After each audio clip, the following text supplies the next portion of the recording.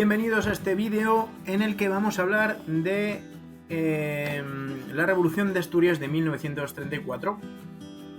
¿Vale? Vamos a intentar explicar este asunto un poquito.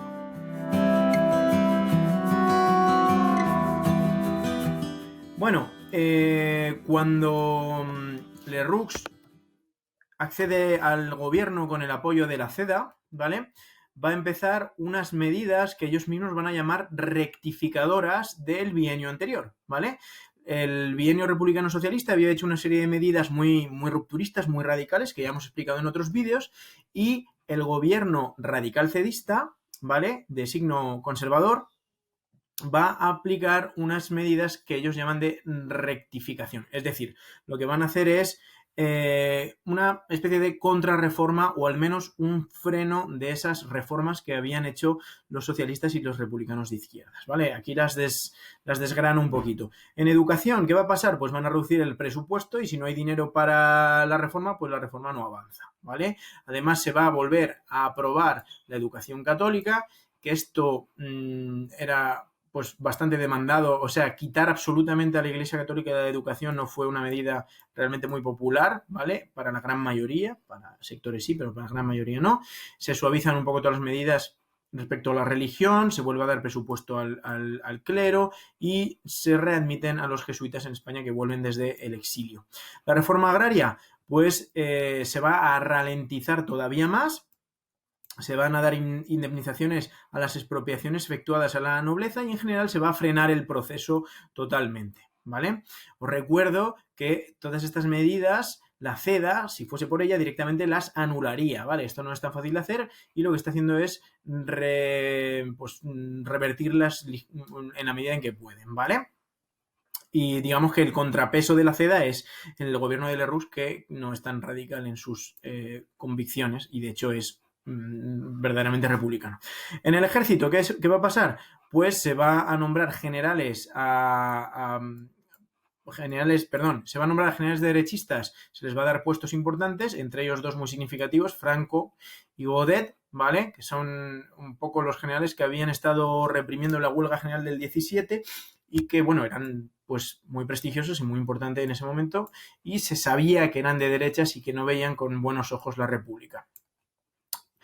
A Sanjurjo, que a pesar de haber sido el primer militar que apoyó la Segunda República cuando nació, pues había dado un golpe de Estado en el año 32 y se le amnistía y se le conmuta la pena de muerte y se le libera, de hecho, y se va a ir a Portugal, al exilio.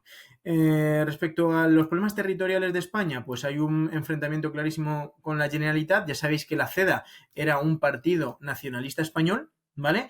Y entre sus fundamentos está acabar con los nacionalismos periféricos, ¿vale? Con lo cual va a haber un enfrentamiento con los vascos y con los catalanes bastante evidente. Con la Generalitat va a haber un enfrentamiento claro desde el principio, luego veremos hasta qué punto.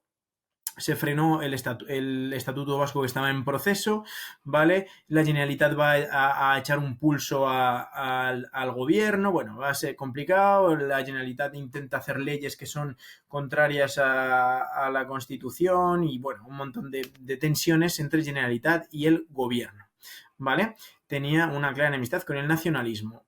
Aunque Lerroux tampoco veía con buenos ojos todos estos nacionalismos, muchísimo menos la CEDA, ¿vale? Bueno, estas son las medidas llamadas por ellos mismos rectificadoras del gobierno radical cedista y ahora vamos a ver las izquierdas cómo reaccionaron ante estos hechos.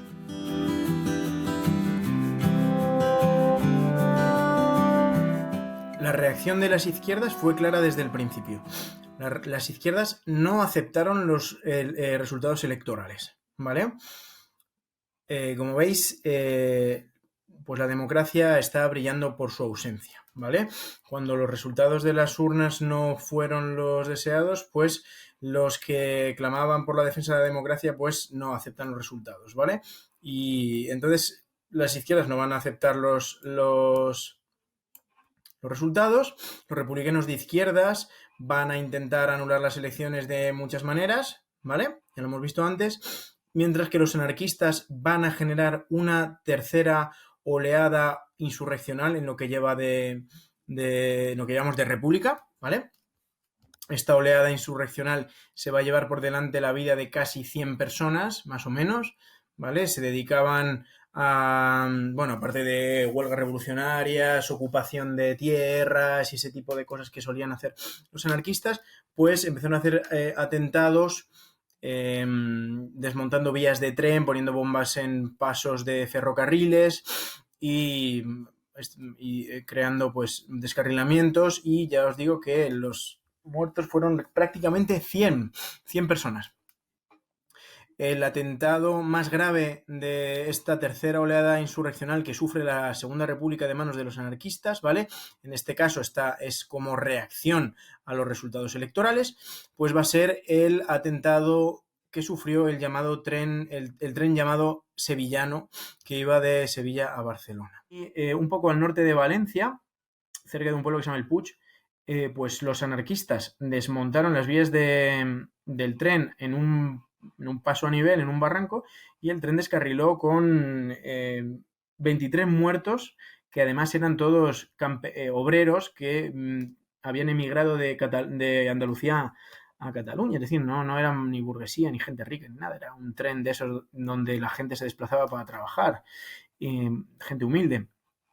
Y este atentado pues se llevó la vida de 23 de estas personas y 50 heridos. Pero este no es el único atentado. Hay muchos atentados de este estilo. No todos llegan a la gravedad del atentado del tren llamado el sevillano, pero hay un montón de sucesos similares. Por su parte, el PSOE, que era la fuerza obrera más importante del país, no era la sindical, no era la más importante, pero sí la obrera, ¿vale? Políticamente era la más importante del país, y directamente van a pasar a la vía revolucionaria, van a pasar página a la cooperación con la República, que ya consideran burguesa, y van a decantarse por la vía insurreccional. El PSOE se radicaliza, el ala caballerista, el ala de Largo Caballero, va a hacerse con el control de los designios del partido, y directamente van a empezar a preparar una revolución armada, que es la que luego se conocerá en la historiografía como la Revolución de Asturias o Revolución de 1934, ¿vale? Bueno, decimos revolución por no decir golpe de Estado, que es lo mismo, ¿vale?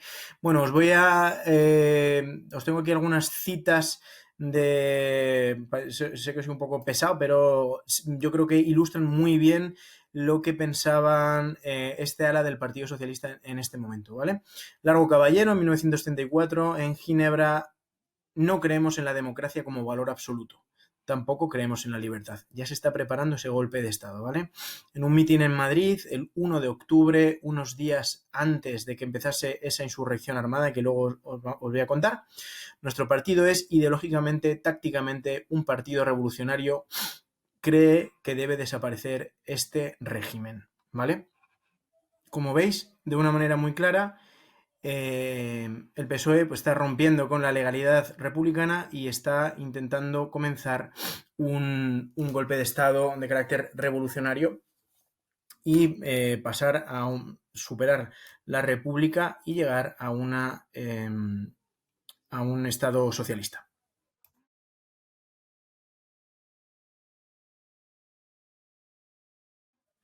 El objetivo de esta insurrección armada no sería en ningún caso la defensa de la República, sino que sería un asalto al poder del Estado a través de la violencia, ¿vale? Para llegar a controlar al mismo e instaurar una dictadura del proletariado. Esto no es una interpretación histórica o mía, sino que es lo que el mismo dirigente del partido que estaba organizando el movimiento pues decía de manera pública en sus intervenciones, ¿ok? Como habéis podido leer en esas citas que os he buscado.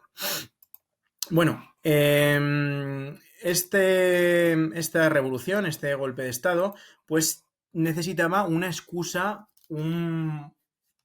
que ocurriese algo para poder comenzar, ¿vale? Entonces, a pesar de que este golpe de Estado, esta insurrección, se empezó a preparar prácticamente cuando se celebraron las elecciones de 1933, ¿vale? Se buscó algún tipo de excusa para comenzarlo, que en este caso fue ¿vale?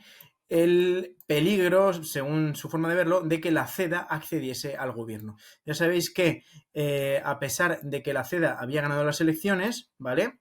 La CEDA había ganado las elecciones, a pesar de eso, no estaba dentro del gobierno, ni sino que apoyaba desde fuera, desde el Parlamento.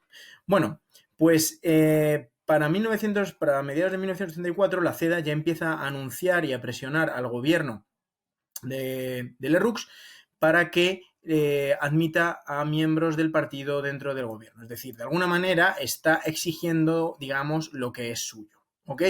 No es que está diciendo locuras, sino que hagan las elecciones y dice, bueno, hasta aquí he estado bien, pero ahora exigimos entrar a formar parte de este gobierno. Bueno, ante estas exigencias de la CEDA, el PSOE, que ya venía con esta dialéctica que habéis podido ver en todas estas declaraciones, ¿vale? Va a advertir.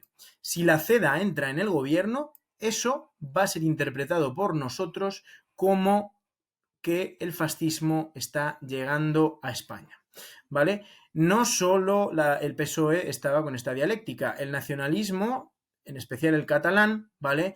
Pues veía con muy malos ojos y con mucha preocupación que un partido nacionalista español llegase al poder, ¿vale? Recordamos que durante el bienio anterior los nacionalistas pues han sido muy reconocidos, se ha dado el estatuto de autonomía a Cataluña, se está preparando la autonomía del gobierno vasco, ¿vale? Y todo esto, pues digamos que están en un momento de gran crecimiento desde el punto de vista político y ven con mucha preocupación que el partido CEDA, que es nacionalista y antinacionalista de nacionalismos periféricos, pues llega al poder, ¿vale?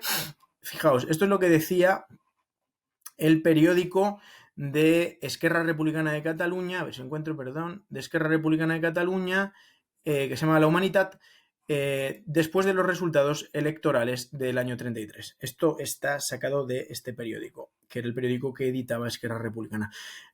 Así como breve apunte, deciros que los periódicos eran los únicos medios de comunicación que existían, ¿vale? La radio casi no existía y luego aparte tenías que tener la radio, ¿vale? Cosa que no tenía casi nadie. Entonces, toda la información que la gente tenía llegaba a partir de los periódicos, que eran, si hoy en día hay periódicos que están vendidos a corporaciones y a partidos, pues en ese momento las soflamas incendiarias que podían llegar a verter los periódicos, pues eran increíbles, ¿vale? Fijaos lo que decía el periódico de Esquerra Republicana de Cataluña después de las elecciones del 33. En pie de guerra, ha ganado toda la tropa negra y lívida de la Inquisición y el fanatismo religioso para apuñalar la democracia. Empezamos fuerte. No ha sido la Lliga, que eran sus enemigos nacionalistas, los nacionalistas conservadores, ni Acción Popular. Ha sido aquí y fuera el obispo, ha sido la Iglesia, ha sido Ignacio de Loyola, refiriéndose a los jesuitas. Y ahora atención, es hora de ser implacables, inflexibles, rígidos. Sin perder la serenidad, solo hay que escuchar una voz que resonará si hace falta en el momento preciso. Ya desde el principio están, ¿verdad? Lo veis clarísimamente, llamando a una insurrección si llega el momento. Bueno, volviendo a donde estábamos, que he hecho un pequeño excurso para hablar de la reacción hemos visto la reacción de las izquierdas, ahora hemos visto la reacción de los nacionalistas y cómo la izquierda socialista está preparando una insurrección armada, ¿vale? Bueno, lo que os estaba contando justo antes. En caso de que la CEDA entrase en el gobierno, el PSOE advierte que desencadenará una revolución para tomar el poder. Esta revolución, que es la que os he contado que se estaba ya gestando desde hacía tiempo, ¿vale? Está anunciada y digamos que tampoco pilla por sorpresa, ¿vale? ¿Realmente la CEDA era un partido fascista? No, no lo era. Sí que era un partido con cierta simpatía hacia el fascismo, ¿vale? Ahora bien, os recuerdo que en este momento, años 30, todavía no ha sido la guerra mundial, todavía no han ocurrido los campos de exterminio, ¿vale? El fascismo, en estos momentos locos de la política, de los cuales hablaremos un poquito más en profundidad en el siguiente vídeo, el fascismo era una opción política más, ¿de acuerdo? Solo tenemos que ver cómo la prensa internacional trataba a Mussolini, por ejemplo. En la revista semanal norteamericana Time, ¿vale? Pues en multitud de ocasiones salió como protagonista de la portada Mussolini, y no precisamente para meterse con él, sino como alguien pues que estaba consiguiendo cosas sorprendentes o que fue capaz de conseguir muchos éxitos a nivel político, ¿vale? No solo Mussolini, sino incluso más sorprendente, la misma revista en 1938 declaró hombre del año, ni más ni menos, a Hitler, ¿vale? Es decir, hoy en día fascismo significa directamente, o fascista significa directamente un insulto, cosa que en los años que nos ocupan pues no lo era tan así, sino más bien una opción política más. Volvemos a intentar responder la pregunta de si es cierto que el acceso de la CEDA al gobierno significaba verdaderamente la llegada del fascismo a España. Y la respuesta es que no, ¿vale? Los historiadores, o la mayoría de ellos, pues explican cómo ni la CEDA era realmente un partido fascista, a pesar de sus simpatías por este movimiento, ¿vale? Cosa que no era, como acabo de explicar, una cosa muy extraña en estos momentos, y ni los 3 ministros que iban a acceder al gobierno en 1933 accedían a carteras ministeriales muy importantes o significativas que pudiesen cambiar, bueno, la situación del país de manera drástica, ni las 3 personas que accedían como ministros eran personas de mucho peso dentro de la organización de la CEDA, ¿vale? De hecho, Gil Robles no estaba entre esas 3.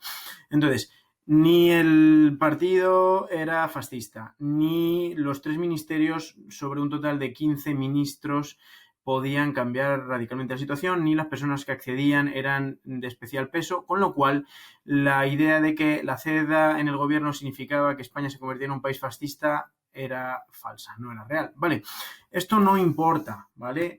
Porque realmente el PSOE llevaba preparando la insurrección armada desde hacía casi un año y necesitaba simplemente una excusa plausible, una excusa que se pudiese comprar y que fuese justificable para desencadenar esa sublevación. De hecho, la propia comisión organizativa que se había creado para gestionar este intento de golpe de Estado, esta revolución, pues hablaba de que era necesario textualmente una provocación reaccionaria para poder desencadenar la revolución. ¿Ok?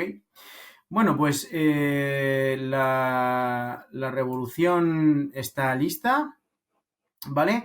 En el próximo vídeo vamos a ver cómo organizaron esta revolución y los hechos que se produjeron cuando se desencadenó la misma.